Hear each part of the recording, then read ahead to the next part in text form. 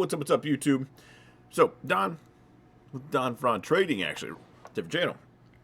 Gonna talk about today about how I sell anything I'm in. Sell to exit, buy to close, how I exit a trade. Now, I always say let your winners run. I just trail things, and that's exactly what I'm explaining to you today. Because as long as the stock or whatever I'm in is headed in the right direction, I'm on the gain train until it turns around. Once I'm in and it's green, I really don't care what the news is. I don't care about anything. My stop goes in the green, and I scoot this up. Now this scales on any time frame.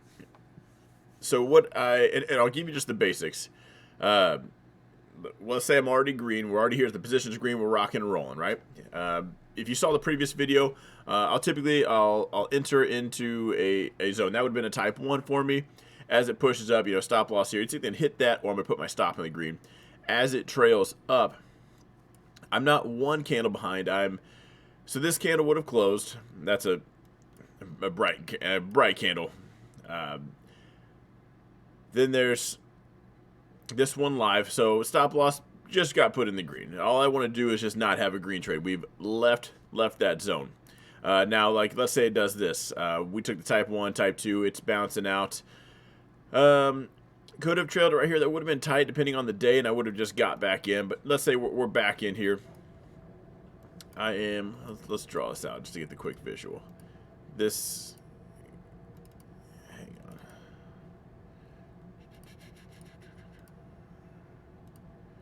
Alright, for now, we are green candle. That one's up.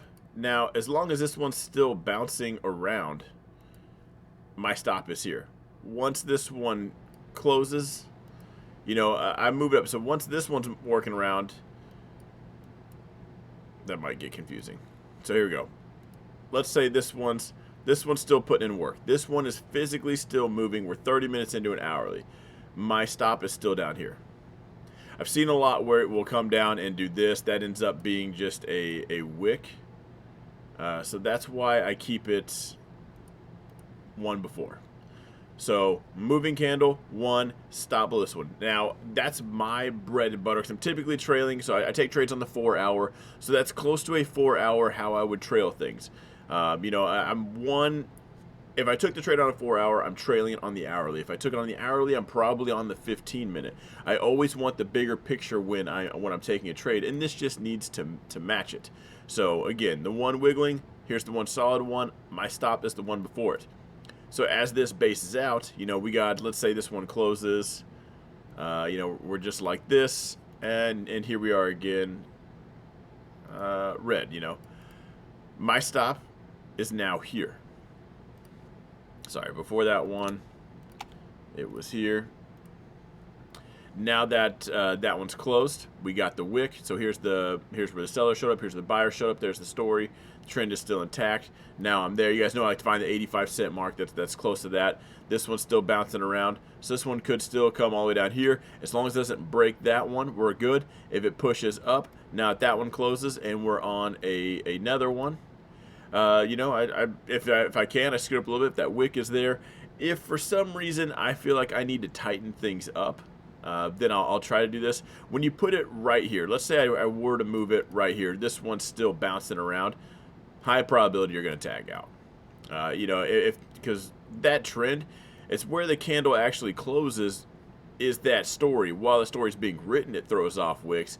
But it'll just drop down, tag you out, and then all of a sudden you stopped out on a wick and it just went higher. You've all done that before.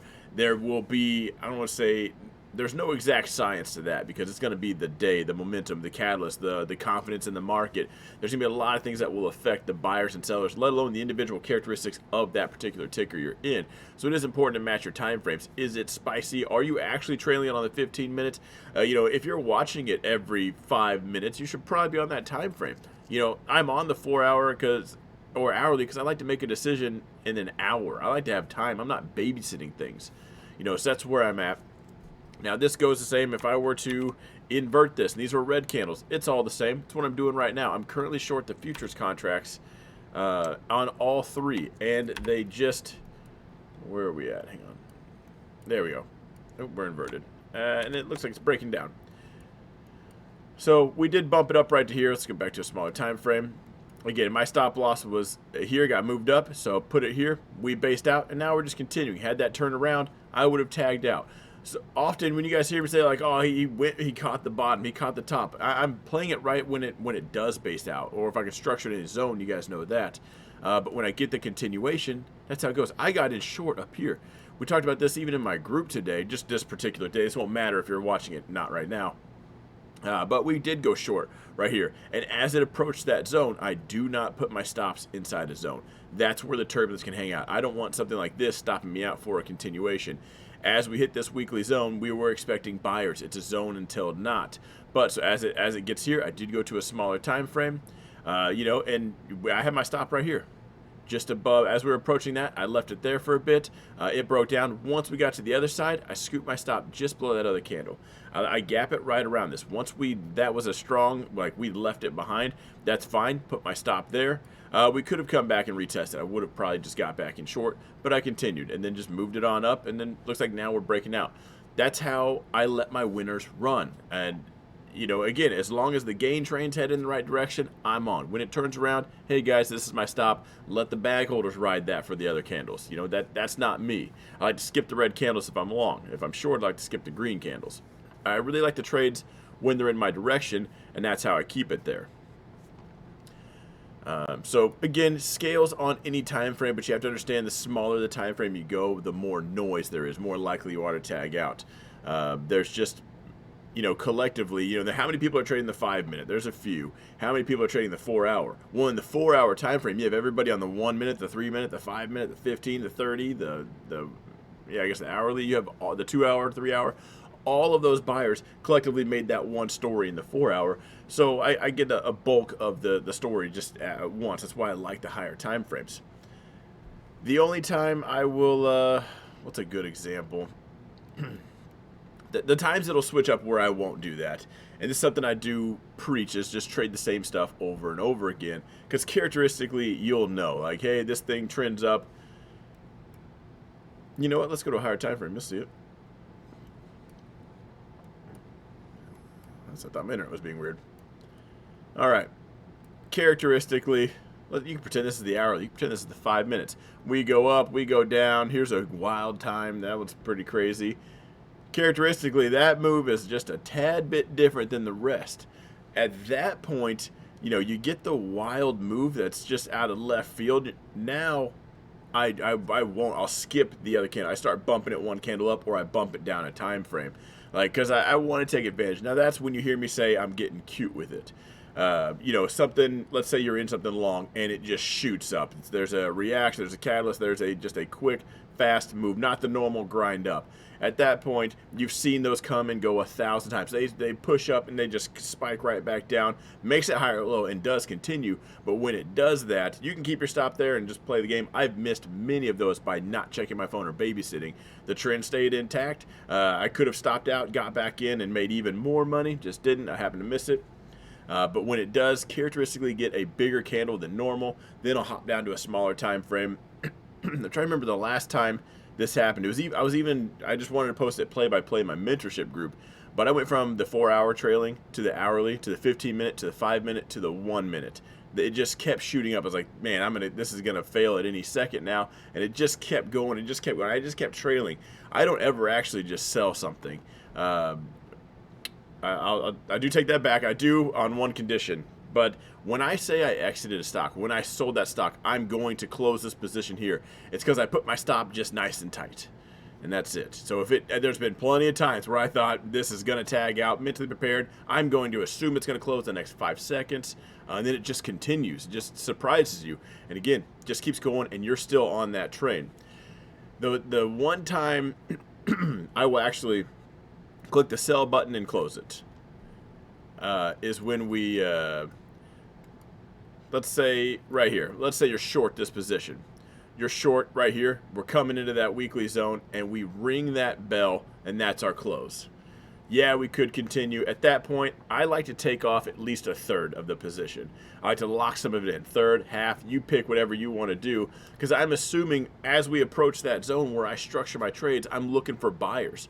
You know, so if I was short here looking for buyers and we just rang that bell, we're going to pick it up tomorrow morning.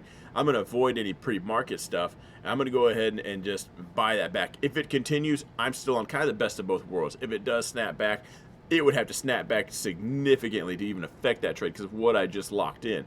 You know, it'd have to cover those profits first and then dig me into the red, you know, if it was to even negatively affect me.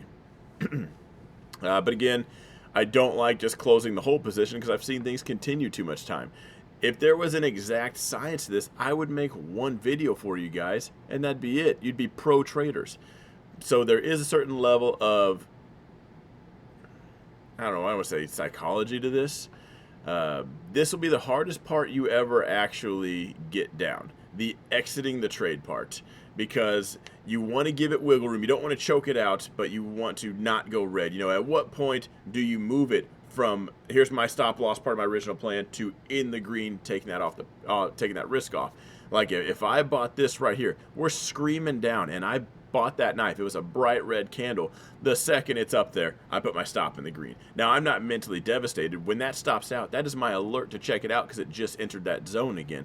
Does that trade still make sense? I would have bought it right here, pushed up, stop in the green, tagged out. Case still makes sense. One more time, pushed up, tagged out. Zone still held. Maybe I got a little bit higher after this one. And then we rocked and rolled. But that's where I gotta say experience will definitely help you fine tune that. But as far as the candle goes, I am physically trailing it on each candle. Not the, again, there's the active one. I'm not right below that one. I'm one behind. So if you're watching the active candle, it's 3 candles total, 2.5 if you want to call it that. My stop is below that. If you start feeling antsy, like, oh man, this is crazy, something probably feels different. Unless you're just brand new, then the whole ticker's new. But you know, let's say I'm in Amazon or Tesla, my bread and butter. I trade calls, puts, we can go up, down, sideways, whichever way you want to go. I've traded it every direction. I just know where, I can't say know where it's going, but take the probability setup and we take it. When I'm feeling anxious, it's probably because something different just showed up. You know, your normal small red and green candles, we just fired off a big one. Like, hey, that's different. Again, at that point, I start bumping it down time frames. Like, hey, let me just start tightening things up. And that's all I do. I don't ever panic. All you can do is put your stop in the green, and whatever happens, happens. You know, once that trade is done, it's in the past. 1 second, 1 month, or 1 year, that trade is done. You can't go in the past. You can't take it back. The only thing you can do is look at what you have now. Like, who cares if you let's say you bought this, it popped up, you put your stop in the green, it tagged out, and you didn't check it. You just, whatever, it lost. And then you came back and you saw it was right here. There's no sense in freaking out saying, oh my gosh, it tagged out and it ran, and all of that is a waste of time, breath, brain cells, energy, stressing you out for no reason. That's like being worried about not winning the lottery and you never played. Who cares? The trade you took was here, that trade's in the past, it's gone. All you can do when you tag out is that is your alert. Now what do you have?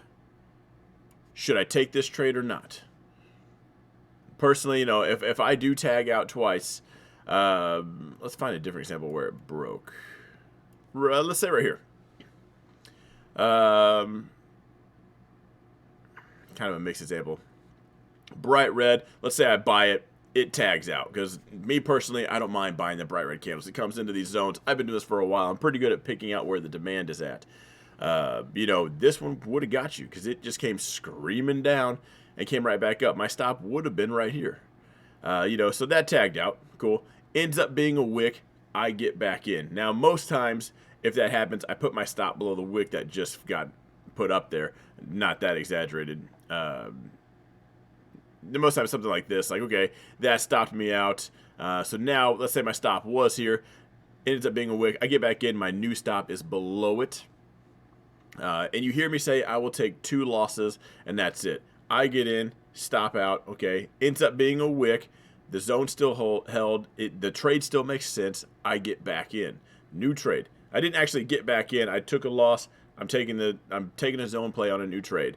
It's going to be good, or if that tags out, again, clearly something I'm doing is not right.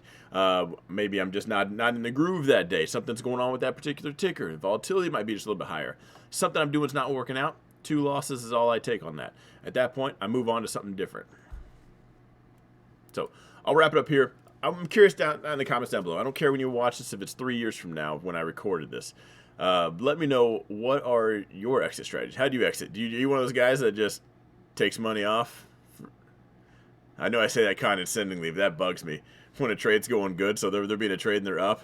Most of you guys are really comfortable with holding red. Most people, I'm sorry, you're new. You bag hold. You love bag holding red. You're comfortable with that. And then a green candle comes up and you're just so shocked. You don't know what to do with yourself. So you just start closing position. Well, I just took half off. I took another half off and just dwindling it down to 0. I know profitable traders that do it. Irks me. But anyway, what's your exit strategy? Let me know in the comments down below. I love hearing everybody else's strategies. And I'll see you guys in the next video.